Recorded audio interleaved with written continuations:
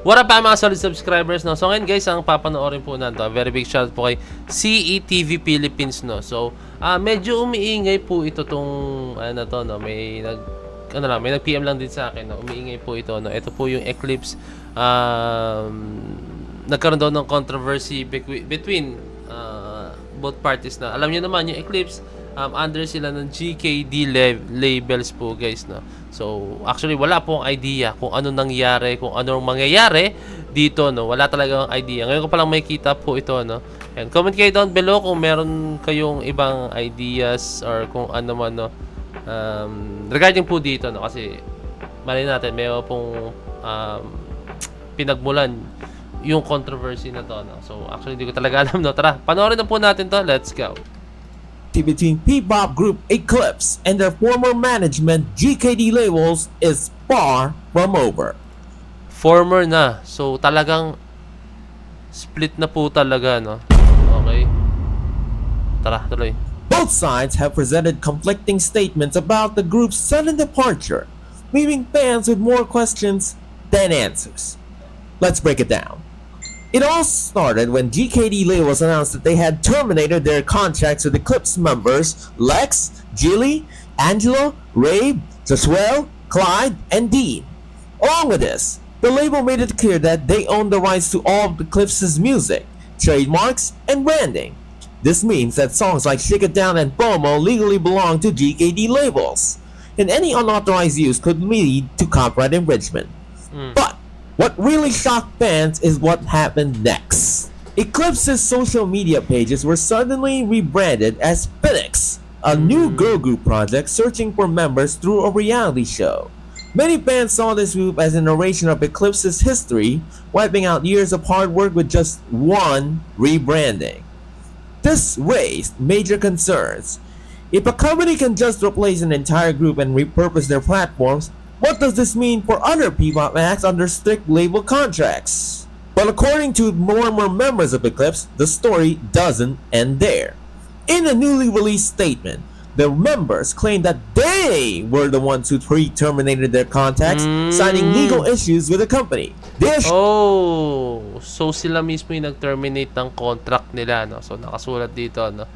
We would like to the management contract and recording contract have already been terminated, no? It is us who pre-terminated our respective contracts due to legal issues in relation thereto. So sila pala, no? So ang hirap nito, no? Hindi natin alam kung sino papaniwalaan, no? Kasi sabi ng GKD label sila daw, and then sabi naman ng Eclipse, no? Sila mismo, no? Yung iba, yung mga natanggal po, no? I mean yung mga na-terminate po, no? I mean umalis, pwedeng umalis, no? Or na-terminate, no? Sila naman daw po yung umalis, no? Or talagang ayun, pre-terminated po, no? So hindi na alam, no? So kung I think kung ganito, kung GKD labels ang nag-terminate po sa kanila or nag-alis sa kanila, okay, sige, that's isa yun sa mga sabihin natin hindi naman siya totally normal, no? Pero medyo normal na siya sa normal na kahit paano, di ba? Pero kung yung isang grupo or yung mga members mismo is sila mismo yung umalis, that means something is wrong with the management po, no? Yun lang guys, yun lang po yung nakikita ko, no? Normal po sa isang management na kayo ang magtatanggal ng mga tao or grupo, pwede, no? Or usually mga tao, empleyado or ano ba? Agents, kayo magtatanggal mismo, no? Pero parang hindi normal na yung mismong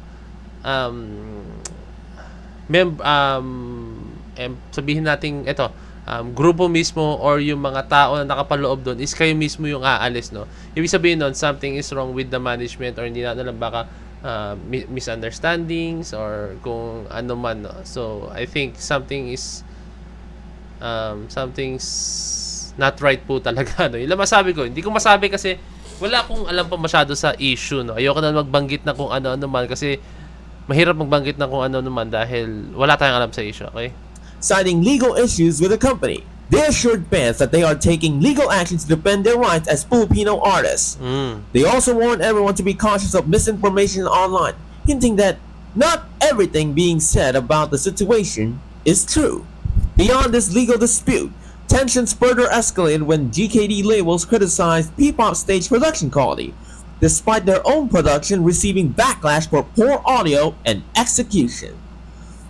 This entire situation has sparked... Ano? Ulitin mo nga yun. Parang medyo nagano ako dun ah.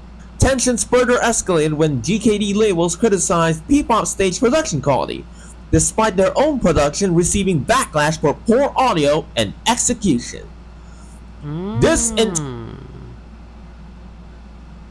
Medyo ano yun ah, medyo banger yun guys. Pero ayaw mo na magsalita regarding about that oh. Entire situation has sparked discussions about artist management, label accountability, and the struggles faced by rising P-pop groups. Who really has control over an artist's career? The idols themselves, or the companies backing them? So, what's next for Eclipse's former members? Will they fight to reclaim their name in music? Or will they start fresh in the competitive P-pop industry? One thing's for sure, this is a pivotal moment, not just for them, but for the entire P-pop scene. We'll be following this story closely, so make sure to stay tuned for all the updates. There's more. So I think guys,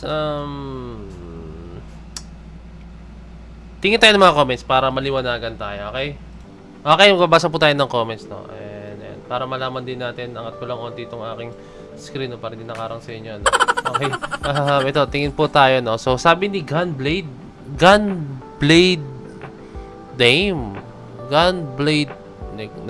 naguluhan ako. Why am I not surprised? It was only a matter of time. Dati si Valfer di rin tumagal sa kanila. Okay. So may mga umalis na rin po pala talaga. No? GKD, hindi na ako nagulat. Umpisa pa lang, alam ko na mangyayari. If you know, you know. No? Sabi ni Peach, Yumatix. Nagulat ako sa mga pangalan guys. I'm very, very sorry. Baga, alam niyo, tongue twister. Dahan-dahan GKD para hindi mo ulit ang history ng okay, no? Pilipinas, okay. Kaya na lang magitin, mahirap magbanggit. Tandang-tanda ko pa na-meet yung GKD. Nahimatay siya ng na GKD ang SB19, nahimatay siya ng pabiro. Di naman bumenta sa SB19, napaka-cringe na moment, no? Sabi ni New 18180, no? Okay. Dami, napakarami guys na comment dito na I think more on mga negative side po talaga, no? I mean, mga negative comments about GKD. Ano meron sa GKD? Bakit ano? Sorry guys, hindi na talaga ako knowledgeable pa sa ibang ano. Kasi napakalawak na po ng P-pop community ngayon guys. Sobrang lawak na po, no?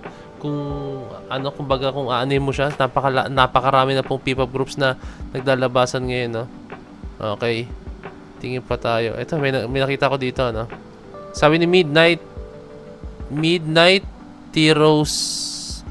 Terosen 5770. I didn't know that there was an issue between Eclipse and GKD. I'm not totally fan of Eclipse because of bullying issue, but I might change my mind.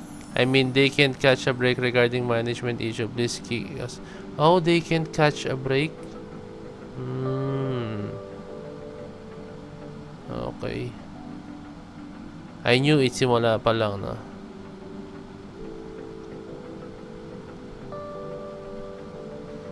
Issue. Sabi ni Angel Games 3131. Issue, some of the Eclipse members are the trainers and mentors for Finding Phoenix. Okay. Sila rin pala nag-train? Other than the ownership of song content being, I don't think that there's a bad beef between them. I've also watched Eclipse performance on P-pop stage and I find them really good. Let's support P-pop community and show the P-pop stage. Okay. Okay.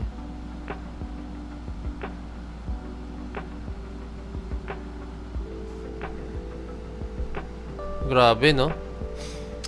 Actually, pagkakatanda ko guys, bago pa lang yung GKD labels po talaga, no? As in, bago pa lang sila sa...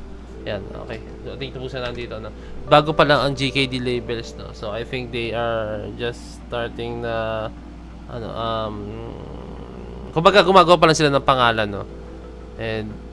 naghanap sila ng mga mga promising acts para mag-represent po ng ating bansa, no? Like syempre P-pop, no? Pag halimbawa P-pop is yung branding ng P-pop ngayon guys is talagang international na po talaga, no? Like hindi lang siya nakalock sa ating bansa, talagang pati all over the world pag sinabing P-pop, talagang ano siya, parang halos humihilera na po talaga siya sa K-pop, no? Although na sobrang laki po talaga ng K-pop, tandaan natin yan, pero alam mo yun, may chance may chance po na halos makahilera tayo doon, di ba? Like malay nyo, di ba?